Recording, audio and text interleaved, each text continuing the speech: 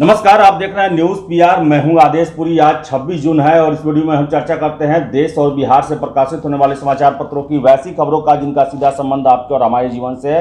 चलिए शुरुआत करते हैं। सबसे पहली खबर दैनिक जागरण के नेशनल एडिशन से। दिल्ली सरकार की वजह से 12 राज्यों ने झेला सांसों का संकट। आपको बताएं कि सुप्रीम कोर्ट की ओर से गठित उप समिति ने कहा केजरीवाल सरकार ने जरूरत से 4 गुना ज्यादा मांगी ऑक्सीजन।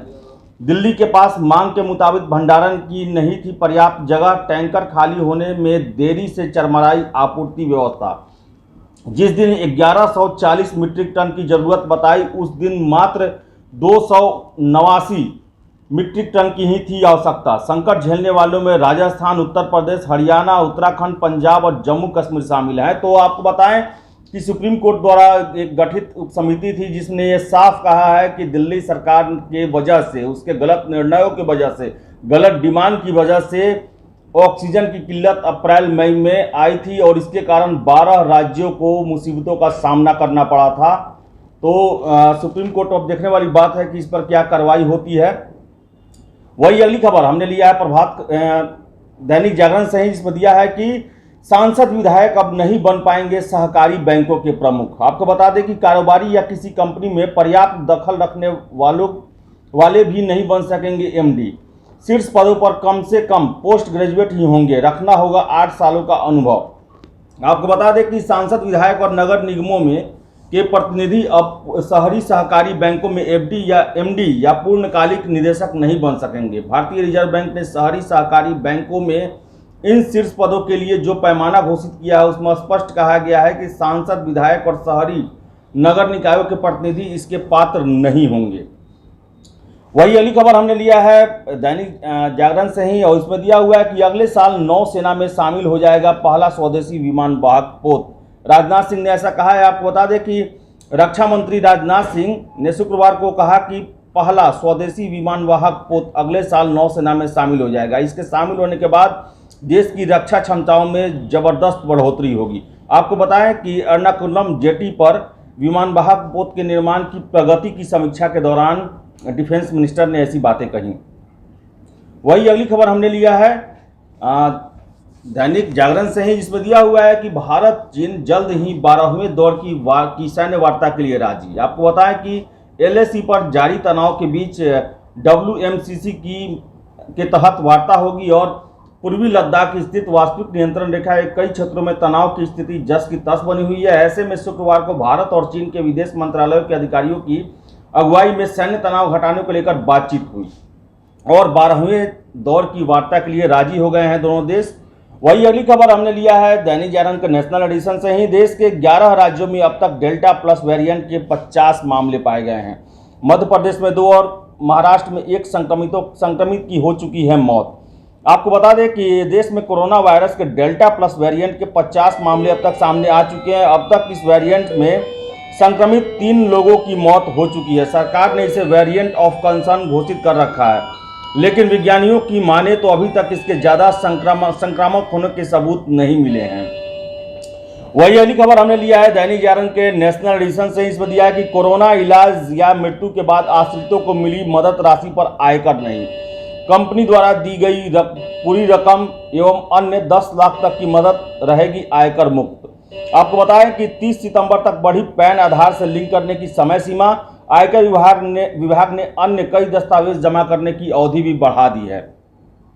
वही अगली खबर भी हमने लिया है दैनिक जागरण के नेशनल एडिशन से। अमेरिका में रहने वालों के लिए बाइडेन प्रशासन से मिले भारतीय युवा। आपको बताएं कि व्हाइट हाउस पहुंचे युवाओं ने अपना बचपन और किशोरावस्था यहीं बिताया है। 2 लाख युवाओं को करना पड़ रहा है प्रत्यर्पण का सामना। आपको बताएं कि समूचे अमेरिका से जुटे भारतीय युवाओं के एक समूह ने व्हाइट हाउस पहुंचकर बाइडेन प्रशासन के वरिष्ठ अधिकारियों एवं प्रभावी सांसदों से मुलाकात की। दरअसल ये सभी प्रत्यर्पण का सामना कर रहे हैं। युवा वर्ग ने अपील की कि उन्हें अमेरिका में रहने दिया जाए।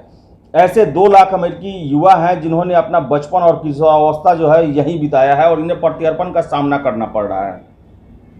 वही अगली खबर भी दैनिक जागरण के नेशनल एडिशन से ही। चीन ने दौड़ाई भारतीय सीमा तक बुलेट ट्रेन। पहली इलेक्ट्रिक बुलेट तिब्बती राजधानी लहासा व नियंगची को जोड़ेगी। नियंगची अरुणाचल प्रदेश के करीब स्थित तिब्बत का सीमावर्ती शहर है।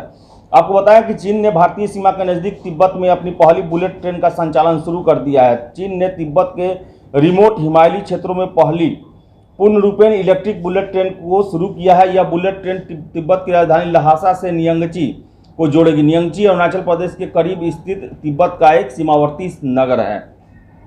वही अगली खबर, जनसत्ता से ट्विटर ने जो भारत के आईटी मिनिस्टर हैं रविशंकर प्रसाद का खाता बंद किया, 1 घंटा बाद फिर बहाल किया है। ट्विटर ने शुक्रवार को यूएस डिजिटल मिलेनियम कॉपीराइट कानून के कथित उल्लंघन का हवाला देते हुए सूचना प्रौद्योगिकी मंत्री रविशंकर प्रसाद के खाते को अस्थायी रूप से बंद कर दिया। मंत्री द्वारा कड़ी चेतावनी दिए जाने पर 1 घंटे बाद इसे फिर से ट्विटर के द्वारा चालू कर दिया गया। रविशंकर प्रसाद ने अमेरिकी सोशल नेटवर्किंग कंपनी के द्वारा खाता बंद करने के कदम को आलोचना करते हुए इसे मनमाना और आईटी नियमों का घोर उल्लंघन बताया है। वही अगली खबर हमने लिया है जनसत्ता से ही, जिसमें दिया है कि ऑनलाइन टिकट के लिए आधार पैन कार्ड होगा जरूरी, दलालों पर नकेल कसने की रेलवे की तैयारी है। ये आपको बताया कि railway ticket booking website IRCTC पर टिकट बुक कराने से पहले वेबसाइट पर लॉगिन करने के लिए पहचान पत्र को लिंक कराना जरूरी हो सकता है। रेलवे दलालों से मुक्ति पाने के लिए ऐसी योजना बना रही है। रेलवे लॉगिन करने के लिए यात्रियों को आधार कार्ड, पैन कार्ड और पासपोर्ट जैसे पहचान पत्रों को लिंक करने के लिए कहा जा सकता है। वही अगली खबर भी जनसत्ता से, शुक्रवार को 48,000 से अधिक मामले आए देश में शुक्रवार को रात 11:15 बजे तक 33 राज्यों और केंद्र शासित प्रदेशों में कोरोना विषाणु के 48,803 मामले दर्ज किए गए। वहीं इस अवधि में 1151 लोगों की संक्रमण की वजह से मौत हो गई। देश में एक राज्य में 10,000 से अधिक और 27 राज्यों और केंद्र शासित प्रदेशों में 1,000 से कम कोरोना के मामले दर्ज किए गए।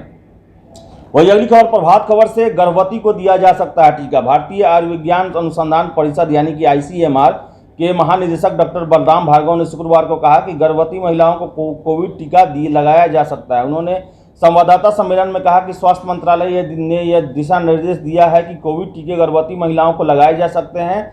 हमने अपनी प्रे कोविड रजिस्ट्री के डाटा में यह प्रदर्शित किया है कि टीकाकरण गर्भवती महिलाओं के लिए उपयोगी और यह दिया जाना चाहिए। वही अगली खबर हिंदुस्तान से हमने लिया है, इसमें दिया है कि 6 लाख PM आवास लाभार्थियों को मिलेगा नोटिस। पैसा लेकर आवास नहीं बनाने को काम पूरा करने का एक और मौका दिया जाएगा। आपको बताएं कि प्रधानमंत्री आवास योजना ग्रामीण के अंतर्गत राज्य के 6 लाख से अधिक मकान का निर्माण अधूरा है। ऐसे में लाभुकों को राज्य सरकार द्वारा नोटिस भेजा जा रहा है कि जल्द निर्माण पूरा कराएं, नहीं तो कार्रवाई होगी। ऐसे लोग जो सरकार से पहले अथवा दूसरी किस्त प्राप्त कर चुके हैं पर निर्माण कार्य अधूरा छोड़े हैं, इन्हें निर्देश है कि जल्द से जल्द निर्माण कार्य को आगे बढ़ाएं। अगर दूसरी किस्त भी ले चुके हैं तो मकान को पूर्ण करें।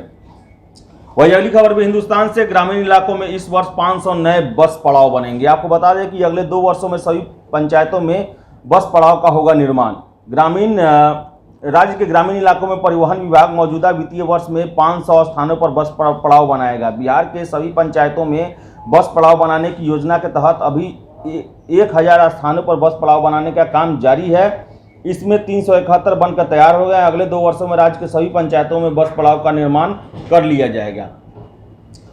तो वही अगली खबर भी हिंदुस्तान से, सूबे में 207 नए कोरोना संक्रमित, 10 जिलों में 10 से कम मामले आए। आपको बता दें कि बिहार में 207 नए कोरोना संक्रमितों की पहचान शुक्रवार को हुई, जबकि 28 जिलों में 10 से कम कोरोना संक्रमितों की पहचान हुई। और आपको बताया कि पिछले 24 घंटे में 365 लोग स्वस्थ हुए हैं और रिकवरी दर जो है 98.34 है और वही जो संक्रमण दर है वो 0.19% है। वही अगली खबर भी हिंदुस्तान से, IBPS भर्ती 28 तक करे आवेदन। IBPS की RRB भर्ती परीक्षा के लिए आवेदन की प्रक्रिया जारी है। देश के 43 सरकारी बैंकों में करीब 13,000 से ज़्यादा पदों पर भर्तियां होंगी। यह वैकेंसी क्षेत्रीय ग्रामीण बैंकों के लिए निकाली गई है। आवेदन की प्रक्रिया जारी है। छात्र IBPS की वेबसाइट पर जाकर 28 जून तक आवेदन कर सकते हैं। वही अगली खबर भी हिंदुस्तान से, UPSC PT 10 अक्टूबर को और मेंस 7 जनवरी को आयोजित किया जाएगा। इस बार UPSC ने विभिन्न परीक्षाओं के संशोधित परीक्षा कैलेंडर को शुक्रवार को जारी कर दिया, जिसे आप जो है upsc.gov.in पर जाकर देख सकते हैं और इसमें जो है सारी परीक्षाओं के कैलेंडर जो है वो जारी किए गए हैं। वही अगली खबर प्रभात खबर से, असिस्टेंट प्रोफेसर नियुक्ति को 12 से 17 के बीच होगा इंटरव्यू। जुलाई के पहले सप्ताह में भेजे जाएंगे कॉल लेटर। आपको बता दें कि बिहार के विश्वविद्यालय और कॉलेजों में करीब 4,500 असिस्टेंट प्रोफेसर की नियुक्ति के लिए बिहार राज्य विश्वविद्यालय सेवा आयोग ने इंटरव्यू की तैयारियां शुरू कर दी है। जुलाई के प्रथम सप्ताह में इनका शेड्यूल जारी कर दिया जाएगा और संभवतः 12 से 17 जुलाई के बीच में इंटरव्यू की प्रक्रिया शुरू भी हो जाएगी। वही अगली खबर हमने लिया है प्रभात खबर से। इसमें दिया है कि प्रदेश में अगले 3 दिन तक होगी बारिश, ठनका गिरने की भी आशंका। बिहार में अगले 3 दिनों तक सामान्य से अधिक बारिश होने की आसार है। 1-2 स्थानों पर भारी बारिश होने का पूर्वानुमान किया गया है। खासतौर पर शुक्रवार को पूरे दक्षिण मध्य बिहार में अच्छी बारिश हुई। उत्तर बिहार में दक्षिण बिहार की तुलना में काफ़ी कम बारिश दर्ज की गई और अगले 3 दिनों तक भारी बारिश की संभावना है और ठनका गिरने की भी आशंका है।